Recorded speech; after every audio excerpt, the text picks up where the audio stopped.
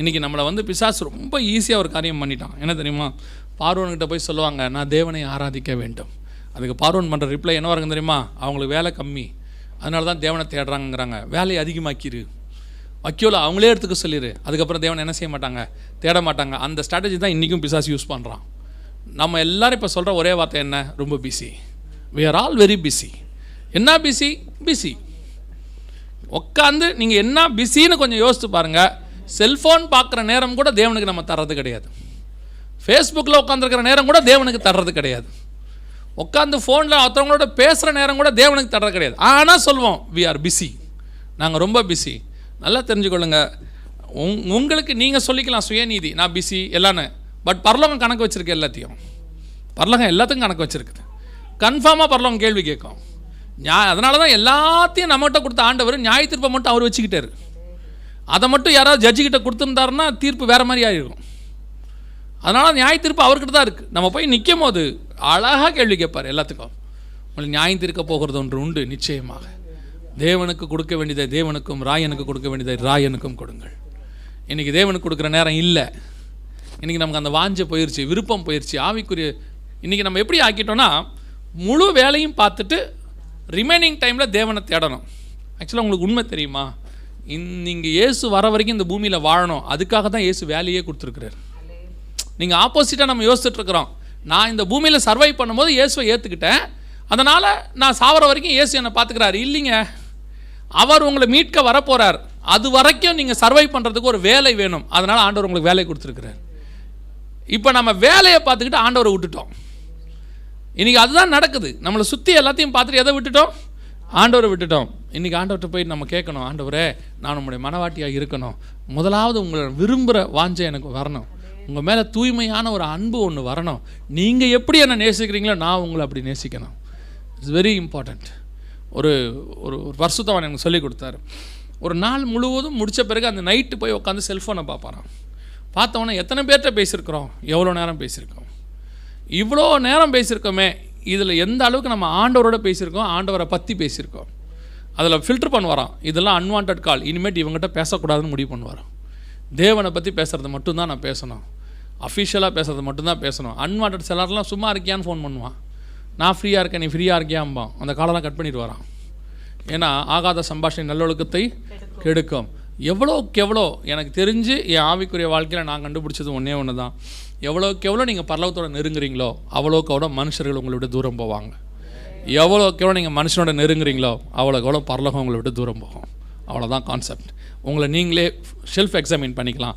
நான் தேவனோட நெருக்கமாக இருக்கேனா, உலகத்தோட நெருக்கமாக இருக்கேனா? உங்களை தேடி நிறைய பேர் உட்காந்து உங்கள் கூட இருந்தால் டைம் போகிறதே தெரிலங்க, ஜாலியாக இருக்குன்றானா, மிஸ்டேக், தப்பு நடக்குது. அங்கே போனோம்னா ஐயோ அவர் கூட என்ன என்டர்டெயின்மெண்ட்டுங்க, 3 மணி நேரம் பேசினா கூட தெரியாதும்பா, மிஸ்டேக் நடக்குது. உன்னை கவுக்குறான், உன்னை தேவனோட சேர விடாமல் பண்ணுறான்.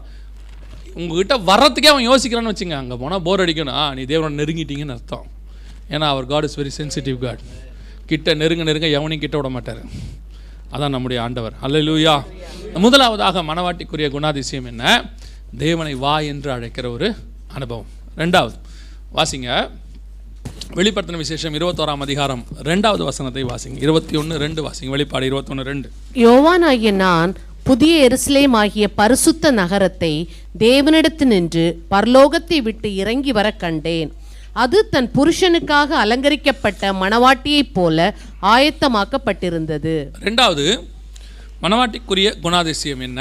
வேதம் சொல்லுது, தன் புருஷனுக்காக அலங்கரிக்கப்பட்ட மணவாட்டியை போல. அப்படிதான் இருக்கு வேர்டு, அப்படிதான் இருக்கு. தன் புருஷனுக்கு ரெண்டாவது, நீங்கள் எல்லாமே ஸ்பிரிச்சுவலாக கொஞ்சம் பார்க்கணும், அவ்வளோதான். நம்ம இதை எப்படியுமே நமக்கு இன்னொன்று சொல்லி கொடுத்துட்டாங்க, சபையில் ஆண்களை பெண்களை ரொம்ப திட்டுறீங்க அப்படிலாம் கிடையவே கிடையாது. இங்கே ஆணும் கிடையாது, பெண்ணும் கிடையாது, நம்ம எல்லாம் ஒன்று தான், ஒரே சரீரமாய் தேவ சமூகத்தில் இருக்க போகிறோம். இங்கே கொடுத்துருக்கிறது எல்லாமே ஸ்பிரிச்சுவல் தாட். அங்கே வசனம் என்ன சொல்லுது? தன் புருஷனுக்காக அலங்கரிக்கப்பட்ட மணவாட்டியை போல ஆயத்தமாக்கப்பட்டது. புருஷனுக்காக அலங்கரிக்கப்பட்ட மணவாட்டினா என்ன? ஒரு சபையினுடைய அலங்காரம் யாருக்காக அலங்காரம் பண்ணணுமா?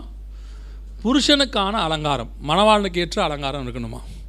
பொதுவாக நம்ம அலங்காரம் யாருக்காக பண்ணுவோம்? எல்லாருமே அவங்கவுங்க யார் யாருக்காக அலங்காரம் பண்ணுவோம்? நம்ம ரொம்ப கஷ்டப்பட்டு போய் ஒரு புடவையெல்லாம் செலக்ட் பண்ணி ட்ரெஸ் எல்லாம் செலக்ட் பண்ணி, அலங்காரம்னா பொதுவாக சகோதரிகளை குறிக்கும், அதனால தான் பைபிள் அப்படி சொல்லுது. இப்போ பண்ணுவோம் சிலர்லாம், இப்போ கூட கொஞ்சம் பரவாயில்ல, முந்தியெல்லாம் ரொம்ப, நான் சொல்கிறது 30-40 வருஷத்துக்கு முன்னாடி எங்கள் அம்மா கூடலாம் போவேன், அவங்க கூட புடவை எடுக்க போகவே மாட்டேன் நான். ஒரு தடவை போயிட்டு தான் அடுத்த தடவை போகவே மாட்டேன். அப்படி தான் செலக்ட் பண்ணுவாங்க. போங்க கிறிஸ்மஸ்க்கு உள்ளே போய் நியூ இயருக்கு பெரிய ஆட்கள்லாம் இருக்குது. அப்படிலாம் நம்ம ஊர்லலாம் சில கடைகள் இருக்குது, நீங்கள் பார்த்துருப்பீங்க. இந்த சரவணா ஸ்டோர்ஸ், போத்தீஸ்லாம் ஒன்று இருக்கும், பார்த்துருக்கீங்களா, கேள்விப்பட்டிருக்கீங்களா? எனக்கு தெரிஞ்சு நான் என் மனைவியோடையும் போயிருக்கேன், எங்கள் அம்மாவோடையும் போயிருக்கேன். 3 தலைமுறையாக போயிட்டுருக்கிறேன் நான். எங்கள் அம்மாவோட போனேன், என் மனைவியோட போனேன், இப்போ என் மகளோட போகல, அவள் காலேஜ் செகண்ட் இயர் படிக்கிறா, அவ கூடயும் போகிறேன். இப்போது 3 தலைமுறையாக பார்க்குறேன், அவங்க மாறவே இல்லை.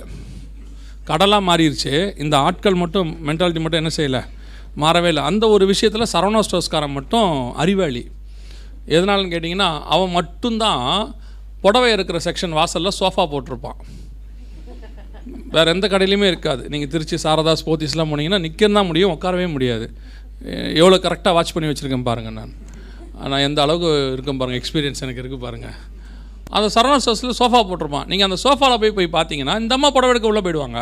அந்த சோஃபாவில் யார் இருப்பான்னு கேட்டிங்கன்னா, யார் இருப்பா? பிள்ளையை வச்சுக்கிட்டு அந்த அடிக்கப்பட்ட ஆட்டுக்குட்டி ஒன்று உட்காந்துருக்கும். அவனை பார்த்தீங்கன்னு சொன்னால், ஒரு சிலர்லாம் பார்த்தா அவன் 2-3 நாளைக்கு முன்னாடியே வந்திருப்பானோ அப்படிங்கிற மாதிரிலாம் இருக்கும். அவன் தூங்குகிற ஸ்டைலெல்லாம் பார்த்தோம்னா ரொம்ப டீப்பாக தூங்கிட்டு இருப்பான். ஒரு 2-3 நாளைக்கு முன்னாடி வந்திருப்பானோ. அவன் நம்மளை எப்படி பார்ப்பானா, நீ இப்போ தான் வரியா, நான் வந்து ரொம்ப நாள் ஆச்சுன்ற மாதிரி இருக்கும். ஒரு நாள் நான் போனப்போ நான் ஆச்சரியப்பட்டுட்டேன். என்னென்னா மைக்கில் அனௌன்ஸ் பண்ணுறான், உங்கள் கணவர் உங்களை தேடுகிறார். அப்படின்னா இந்த அம்மா காணாமல் போயிடுச்சின்னு அர்த்தம். அந்த கடைக்குள்ள அந்த அம்மா என்னவாயிடுச்சு, காணாமே போயிடுச்சு. அப்படி நம்ம செலக்ட் பண்ணுறோம் ட்ரெஸ் எல்லாம். யாருக்காக செலக்ட் பண்ணுறோம்? என்றைக்காவது நீங்கள் யாருக்கு செலக்ட் பண்ணணும்னு யோசிச்சுருக்கீங்களா? சகோதரிகள் அழகாக கொண்டு வந்து கேட்பாங்க கணவன்கிட்ட, இந்த ட்ரெஸ் எப்படிப்பா இருக்குது அப்படிம்பாங்க. அதுக்கு ஒரு பதில் தான் இருக்குது, 2 பதிலே கிடையாது. 2 பதில் இருந்தால் தான் கொஸ்டின், ஒரே பதில் தான் அதுக்கு இருக்குது. இது எப்படிப்பா இருக்குது, அவர் என்ன பதில் சொல்லணும்? ஒரே பதில் தான் சொல்லணும், நல்லா இருக்குது. மாற்றி சொன்னால் என்ன ஆகும்? ஒருவேளை அவர் சொல்கிறான்னு வச்சுங்க, இது என்னம்மா கலரு, சக்கரை மிட்டாய் கலர் எடுத்துகிட்டு வந்திருக்குற நீ, இந்த கலர்லாமாம்மா போடுவாங்கன்ட்டார்னா கதை முடிஞ்சு. உங்களுக்கு ஃபேஷனும் இல்லை, டேஸ்ட்டும் இல்லைப்பா, உங்களுக்கும் இல்லை, உங்கள் அம்மாவுக்குமே இல்லை. நீங்கள்லாம் கல்யாணத்தில் உங்கள் அம்மா ஒரு புடவை கட்டினாங்க, அது என்ன கலர்னு 30 வருஷத்துக்கு முன்னாடி உள்ளது. அவன் பயந்து போய் டேமேஜ் ஆகுது, ஃபேமிலி டேமேஜ் ஆகுதுன்ட்டு இப்போ பல கணவன்மார்கள் இன்னும் கொஞ்சம் அட்வான்ஸ் ஆகிட்டான். அந்த அம்மா கொடுக்கும்போதே சொல்லிடான் நல்லா இருக்குது, அவன் பார்க்குறதே இல்லை, பிரிக்கிறதுமே இல்லை, நல்லா இருக்குன்றான். உடனே அவங்க அந்த அம்மா கேட்குது, பார்க்கவே இல்லையே, நீ எடுத்தாலே நல்லதாம்மா இருக்கும், நீ இந்த பிரிக்கிற பிரச்சனையே வேண்டாம். சரி, இவ்வளோ கஷ்டப்பட்டு எடுக்கிறோமே யாருக்காக? யாருக்கேற்ற அலங்காரம்? சகோதரிகள் அழகாக சொல்லுவாங்க, அதுக்கு ஒரு வார்த்தை, நம்ம ட்ரெஸ் பண்ணால் 4 பேர் நல்லா இருக்குன்னு சொல்லணும். 4 பேர் நம்மளை எப்படி பார்க்கணும்? கௌரவமாக இருக்கணும், டீசெண்டாக இருக்கணும், நம்மளை பார்த்து கௌரவமாக மதிக்கணும். ஆனால் பைபிள் சொல்லுது 4 பேருக்காக அலங்காரம் பண்ணக்கூடாது. யாருக்கேற்ற அலங்காரம் பண்ணணும்? புருஷனுக்காக அலங்கரிக்கப்பட்ட, கணவனுக்காக, புருஷனுக்காக அலங்கரிக்கப்பட்ட மணவாட்டியை போல. நான் இப்போ சபையை பற்றி சொல்கிறேன். சபையானது அலங்காரம் பண்ணணும். பரிசுத்த அலங்காரத்துடனே கர்த்தரை தொழுது கொள்ளுங்கள். இந்த அலங்காரம் யாருக்கேற்ற அலங்காரமாக இருக்கணும்? சபையோட அலங்காரம், சபையுடைய புருஷனாகிய இயேசு கிறிஸ்துவுக்கு ஏற்ற அலங்காரம் தான் சபையில் இருக்கணும். 4 பேருக்கு ஏற்ற அலங்காரம் இருக்கக்கூடாது. இன்னொரு அலங்காரம் இருக்குது பாருங்களேன், வாசிங்க. வெளிப்படுத்தின விசேஷம் 17ஆம் அதிகாரம் 4வது வசனத்தை வாசி. அந்த ஸ்திரீ இரத்தாம்பரமும் சிவப்பான ஆடையும் தரித்து பொன்னினாலும் ரத்தினத்தினாலும் முத்துக்களினாலும் சிங்காரிக்கப்பட்டு. இங்கேயே ஒரு ஸ்திரீ அலங்காரம் பண்ணியிருக்கா பாருங்க. தன் வேசித்தனமாகிய அருவருப்புகளாலும். அப்ப இது யாரு? இந்த ஸ்திரீ யாரு? வேசித்தன சபை, விபச்சார சபை. அதே நேரத்தில் அங்க ஒரு அலங்காரம் பார்த்தோமே 21:2, அது யாருடைய அலங்காரம்? மணவாட்டியோடைய அலங்காரம். அப்போ மணவாட்டி சபையினுடைய அலங்காரம் புருஷனுக்காக இருக்கும், வேசித்தன அலங்காரம் எல்லாருக்காகவும் இருக்கும். சினிமா நடிகை ஒருத்தி அலங்காரம் பண்ணுறா, சினிமாவில் ஒரு ட்ரெஸ் பண்ணிட்டு வரானா, அவள் எதுக்காக பண்ணுறா? பார்க்குற எல்லாருக்கும் பிடிக்கணும், பார்க்குறவங்களுக்குலாம் அவளை பிடிக்கணும், அத்தனை பேரும் அவள் அழகாக இருக்கான்னு சொல்லணும், அதுக்கு தான் அவள் அலங்காரம் பண்ணுறா. ஆனால் மனைவியோடைய அலங்காரம் எதுக்காக இருக்கணுமாம்மா? பார்க்குறவங்கெல்லாம் நல்லா இருக்குன்னு சொல்கிறதுக்காக இருக்கக்கூடாதாம்மா, தன் கணவன் பார்த்து சொல்லணுமாம்மா, எனக்கு இது பிடிச்சிருக்குன்னு. நல்லா இருக்குன்னு இல்லை, இது எனக்கு பிடிச்சிருக்குன்னு அவன் சொல்லணுமாம்மா. அந்த அலங்காரத்தை தான் மனைவி பண்ணணுமாம்மா. அதைத்தான் சபைக்கு கர்த்தர் சொல்கிறாரு, சபையினுடைய அலங்காரம் வரவர்களுக்கு ஏற்ற மாதிரி இருக்கக்கூடாது, உங்களுக்கு ஏற்ற மாதிரி நடக்கக்கூடாது, இயேசுவுக்கு ஏற்ற மாதிரி நடக்கணும். அதுதான் சபை. இன்னைக்கு சபைகள் want to satisfy the congregation. சபைகள் உங்களை திருப்திப்படுத்த விரும்புது. வர்றவங்களை சாட்டிஸ்ஃபை பண்ணணும். அவங்க வந்துட்டு வரும்போது போகும்போது எப்படி போகணும்? சந்தோஷமாக போகணும். அதனுடைய விளைவு என்ன? இங்கே இயேசு கிறிஸ்துவுக்கு ஏற்ற அலங்காரம் இல்லை. சபை இன்னைக்கு எப்படி ஆயிடுச்சு? மனுஷனுக்கு ஏற்ற அலங்காரம் வந்துருச்சு. உங்களை திருப்திப்படுத்தணும், உங்களுக்கு ஏற்ற மாதிரி மெசேஜ், உங்களுக்கு ஏற்ற மாதிரி பாட்டு, உங்களுக்கு ஏற்ற மாதிரி ஆராதனை, யூத் மீட்டிங் உடனே டான்ஸ். ஏன்? அப்போ தான் யூத்துக்கு பிடிக்கும். உடனே கோரியோகிராஃபி யூத்துக்கு பிடிக்கும். ஒரு ட்ராமா யூத்துக்கு பிடிக்கும். பெண்கள் கூட்டம், ஒரு கேம்ஸ் வைப்போம், அப்போ தான் அவங்களுக்கு பிடிக்கும். நீ அவங்களுக்கு பிடிச்ச மாதிரி நடத்தக்கூடாது சர்ச். தேவனுக்கு என்ன பிடிக்கணுமோ அதான் சர்ச்சில் இருக்கணும். Church is not the place of entertainment. Church is the place of transformation. இது உங்களை உருவாக்குறதுக்கான இடம், உங்களை சந்தோஷப்படுத்துகிற இடம் இல்லை. உங்களுக்கு என்டர்டைன்மெண்ட் பண்ணணும்னா மால் இருக்குது, என்டர்டைன்மெண்ட் பண்ணுறதுக்கு தியேட்டர்ஸ் இருக்குது, என்டர்டைன்மெண்ட் பண்ணுறதுக்கு பார்க் இருக்குது. ஆனால் உங்களை டிரான்ஸ்ஃபார்ம் பண்ணுறதுக்கு ஒரே ஒரு இடம் தான் இருக்குது, சர்ச். No other place. இப்போ நீங்கள் இதையும் என்டர்டைன்மெண்ட்டாக மாற்றுறீங்க. நம்ம என்ன சொல்கிறோம்? வாரத்துக்கு ஒரு நாள் வரோம் நாங்கள் சர்ச்சுக்கு, அந்த ஒரு நாளாவது நாங்கள் இங்கே வந்து சந்தோஷமாக இருக்கணும் அப்படின்னு 6 நாள் என்ன பண்ணுறீங்க? அப்புறம் சபை என்பது என்ன?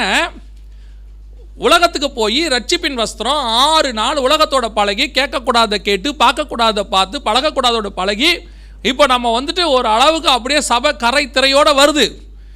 இங்கே வரும்போது அந்த ரட்சிப்பின் வஸ்திரத்தை அடித்து வெளுச்சு தோச்சு கரை திரையற்றதாய் மாற்றி மீண்டும் ரட்சிப்பின் வஸ்திரத்தை சுத்தமாக்கி உடுத்துறது தான் சபை. உங்களை ஒவ்வொரு வாரமும் உருவாக்குற இடம் தான் சர்ச். இப்போ நீங்கள் சபையை எப்படி மாற்றி வச்சுருக்கிறோம்? நமக்கு ஏற்ற மாதிரி என்டர்டெயின் பண்ணுற இடம், நம்மளை என்கரேஜ் பண்ணுற மாதிரி இடம். சபை காதுக்கினிய பிரசங்கத்தை கொடுக்கவே கூடாது. பைபிளில் எங்கேயாவது காதுக்கினிய பிரசங்கம் இருக்குதா? ஜனங்க கேட்டுட்டு ஓ பா அப்படி இருக்குதா? இருதயத்தில் குத்தப்பட்ட பிரசங்கம் தான் இருக்குது. ஜனங்க கல் எடுத்துருவான், ஏசுநாதர் பேசினா ஜனங்க கல்லை எடுத்துருவான், கையில் கொல்ல பார்த்துருவான். ஏன்? உன்னை சாட்டிஸ்ஃபை பண்ணுறதுக்கு நான் வரலையா? என் பிதாவை சாட்டிஸ்ஃபை பண்ண நான் இங்கே வந்திருக்கிறேன். என் பிதாவின் சித்தத்தை செய்வதே என் போஜனமாக இருக்கிறது. அப்போ சர்ச்சோடைய வேலை என்ன? உங்களை உருவாக்கணும், உங்களை நடத்தணும், கர்த்தருக்குள்ள உங்களை ஸ்திரப்படுத்தணும். இன்னைக்கு எப்படி ஆயிடுச்சு? எது தப்பு எது சரின்னு சர்ச்சுக்கு தெரியாது. இன்னைக்கு எது புத்தி உள்ள ஆராதனை, எது புத்தி இல்லாத ஆராதனை தெரியுமா? இன்னைக்கு நம்ம யூத்தே என்ன கேட்குறான்? அண்ணன் ஒருத்தர் ஆடுறாரு, அந்த அந்த ஆராதனையில் என்ன தப்புன்னு கேட்குறான். அவன் ஒருத்தர் வந்து சினிமா நடிகை மாதிரி ட்ரெஸ் பண்ணிட்டு வந்து நிற்கிறான், அதில் என்ன தப்புன்னு நம்ம கேட்குறோம். அது தப்புன்னே நமக்கு தெரியல பாருங்க. வேதம் சொல்லுது, குமாரனின் சாயலுக்கு ஒப்பாய் இருக்கும்படி உங்களை என்னையும் கர்த்தர் அழைத்திருக்கிறாருன்னு ரோமர் 8:29. அவன் உலகத்தின் சாயலை அணிஞ்சிட்டு வந்து நிற்கிறான். அவனை பார்த்த உடனே ஒரு சினிமா நடிகை ஞாபகம் வருது, அவனை பார்த்த உடனே ஒரு சினிமா மியூசிக் ஞாபகத்துக்கு வருது. உலகத்தின் சாயல் அவங்ககிட்ட இருக்கு. அது தப்பு தான் முதல்ல நமக்கு தெரியவே இல்லை பாருங்க. வேற அக்செப்டட். ஒரு காலத்தில் பாவம் வெறுக்கப்பட்டது, அதுக்கு பிறகு பாவம் அட்ஜஸ்ட் பண்ணப்பட்டது, சகித்து கொள்ளப்பட்டது. இப்பொழுது பாவம் விரும்பப்படுகிறது. இந்த மாதிரி பாடுறவனெல்லாம் ஆடுறவனெல்லாம் ஒரு காலத்தில் ஒதுக்கி வச்சுருந்தாங்க. அதுக்கப்புறம் வேறு வழியில் போய் தொலைட்டுன்னு விட்டாங்க. இன்றைக்கி ஆயிரக்கணக்கில் ஜனங்க போகிறாங்க. ஏன்? அவங்க யார்? உங்களை சாட்டிஸ்ஃபை பண்ணுறவங்க. சினிமா நடிகை யார்? உங்களை சாட்டிஸ்ஃபை பண்ணுறவன், என்டர்டெயின் பண்ணுறவன். இன்றைக்கி ஊழியக்காரங்களும் இப்போ எப்படி மாறிட்டாங்க? என்டர்டெயின் பண்ண ஆரம்பிச்சிட்டாங்க. நீங்களும் அதை தான் விரும்புகிறீங்க. நாட் ஓன்லி என்டர்டெயின்மெண்ட், உங்களுக்கு ஏற்ற மாதிரி பிரசங்கம், உங்களுக்கு ஏற்ற மாதிரி தீர்க்க தரிசனம். இப்போ நீங்கள் என்ன விரும்புகிறீங்க? ஒரு வெளியூர்லேருந்து ஒரு ஊழியக்கார் வராரு, வந்தால் 4 தீர்க்க தரிசனம் சொல்லணும். இப்போ தீர்க்க தரிசனம் சொல்லிட்டாருன்னா வருஷத்துக்கு 10 தடவை கூப்பிட்டுருவீங்க திருப்பி. அவ்வளோதானே? நீ இந்த வருஷம் உன்னை கர்த்தர் அப்படியாக்குவார், பல்லிக்கு பெருக பண்ணுவார்ட்டா முடிஞ்சு போச்சு. நெடுநாள நீ காத்திருந்த பிரச்சனை இன்னைக்கு முடிவுக்கு வரப்போகுதுன்னா, அப்பா கர்த்தர் என் கூட தான் பேசினார். யாருக்கு பிரச்சனை இல்லை? யாருக்கு பிரச்சனை இல்லை? நீங்கள் எல்லாம் இப்போ அதைத்தான் எக்ஸ்பெக்ட் பண்ணுறீங்க. ஒரு மேஜிக் ஏதோ ஒன்று. நல்லா கவனிச்சுக்கொள்ளுங்க. ஒரு ஊழியம் என்பது, ஒரு வசனம் என்பது உங்களுடைய அந்த நேரத்துக்கு பேசக்கூடாது. இருதயத்தில் போடப்பட்ட விதையா காலமெல்லாம் பேசணும். அது வேறு ஊன்றணும். அப்படிப்பட்ட வசனம் தான் உங்களுக்குள்ளே வரணும். இப்போ நம்ம எல்லாம் எப்படி விரும்ப ஆரம்பிச்சிட்டோம்? ஏதோ ஒன்று அங்கே போகிறோம், இன்றைக்கி அவர் எப்படியாவது பேர் சொல்லி கூப்பிடுவார். ஏன் உங்கள் பேர் உங்களுக்கு தெரியாதா? எதுக்கு அவர் பேர் சொல்லி உங்கள் பேரை கூப்பிடணும்? இவன் ஜபத்தோடையே போகிறான். போகும்போது இன்றைக்கி எப்படியாவது அவர் என் பேரை சொல்லி கூப்பிடணும். நாங்கள் வாலண்டியர்ஸாக இருப்போம். அதாவது இந்த ஊழியத்துக்கு வரதுக்கு முன்னாடியெல்லாம் பெரிய கன்வென்ஷன்ஸில் வாலண்டியர்ஸாக நின்று பேரெலாம் எழுதுவோம். அப்போ ஒரு நாள் ஒருத்தர் வந்து கூப்பிட்டுட்டார் பேர் சொல்லி, விஜயா. யார் அந்த விஜயான்ட்டார். பார்த்தா 9 விஜயா நிற்கிது முடியும் போது. அது வந்து நிற்கிது, என்ன தான் கூப்பிட்டாருன்னு. அப்போ அதில் ஒரு அம்மா வந்து என்ன கேட்டாங்க, பிரதர் அவர் விஜயான்னு கூப்பிட்டாரு என்ன தானே என்னாரு. நான் சொன்னேன், அவரே தெரியாமல் தானம்மா யார் அந்த விஜயான்னு கூப்பிட்டாரு. தெரிஞ்சிருந்தால் அவர் இன்ஷியரோடு கூப்பிட்டுருக்க மாட்டாரா, கேஆர் விஜயாவான்னு சொல்லியிருப்பாரு, ஒய் விஜயாவான்னு சொல்லியிருக்க மாட்டாரா. உன்னை எதுக்கு அவர் தெரியாமல் விஜயான்னு கூப்பிட்டாரு, அவருக்கே தெரில யாருன்னு. இப்போ நீங்களும் அதைத்தான் எக்ஸ்பெக்ட் பண்ணுறீங்க. போய் தீர்க்கதரிசிக்கிட்டே எப்படி உட்காந்துருக்குறீங்க, 7 மாதம் ஆகுது, இன்னும் 2 மாதம் அந்த அம்மா குழந்தை பிறக்க போகுது, ப்ரெக்னெண்ட்டாக இருக்கிறாங்க. போய் தீர்க்கதரிசிட்ட உட்காந்துருக்குறாங்க, எனக்கு என்ன குழந்தை கிடைக்கும், என்ன குழந்தை நான் 2 மாதத்தில் தெரியுதானே போகுது, உனக்கு பிறக்க தானே போகுது, எங்கே போயிட போகுது, இன்னும் 2 மந்த்ஸில் பிறக்க போகுது. இல்லை அதுக்கு முன்னாடியே நாங்கள் பேர் செலக்ட் பண்ணோம். மொத்தமாக பொதுவாக ஒரு பேர் செலக்ட் பண்ணி வச்சுக்கோங்க, ஜோசப்னு வச்சுக்கோங்க. பையன் பிறந்தா ஜோசப்னு வச்சுக்கோங்க, பொண்ணு பிறந்தா ஜோசஃபின்னு வச்சுக்கோங்க, முடிஞ்சு போச்சு, அவ்வளோதானே. இதில் ஒரு பெரிய விஷயமா பேர் செலக்ட் பண்ணுறதா கஷ்டம். போய் அந்த ஆள்கிட்ட நிற்கிறது, எனக்கு என்ன குழந்தை பிறக்கும். அவரும் கண்ணை மூடி சுருக்கி பார்த்து இப்படி திருப்பி அப்படிலாம் பார்த்துட்டு அவர் கடைசியாக சொல்கிறாரு, என்ன குழந்தைனே தெரிலமா குப்புரடிச்சு படுத்துருக்குங்கிறார். இது உங்களுக்கு தேவையா? இப்படி ஒரு தீர்க்க தரிசனம் தேவையா? நான் சொல்கிறேன், நல்லா கவனிங்க. உங்களுக்கு தீர்க்க தரிசனம் வேணும் என்றால் உங்கள் வீடு தேடி வந்து சொல்லுவதற்கு இயேசு வல்லமை உள்ள தேவனாக இருக்கிறார். உங்கள் கூடவே இயேசு இருக்கிறாரு, சகல சத்தியத்துக்குள்ள நடத்துகிற ஆவியானவர் உங்களோட இருக்கிறான்னு பைபிள் சொல்லுது, யோவான் 16. அவர் வருங்காரியங்களை குறித்து பேசுவார்னு இருக்கு. இன்னைக்கு நீங்கள் எப்படி ஆயிட்டீங்கன்னா ஒரு மீடியேட்டரை உருவாக்கிட்டீங்க. உங்களுக்கும் தேவனுக்கும் நடுவில் என்ன பண்ணிட்டீங்க, ஒரு மீடியேட்டர். அப்படி ஒரு மீடியேட்டரே கிடையாது புதிய ஏற்பாட்டில். நீங்களும் தேவனும் மட்டுமே. பழைய ஏற்பாட்டில் தான் மீடியேட்டர்ஸ்.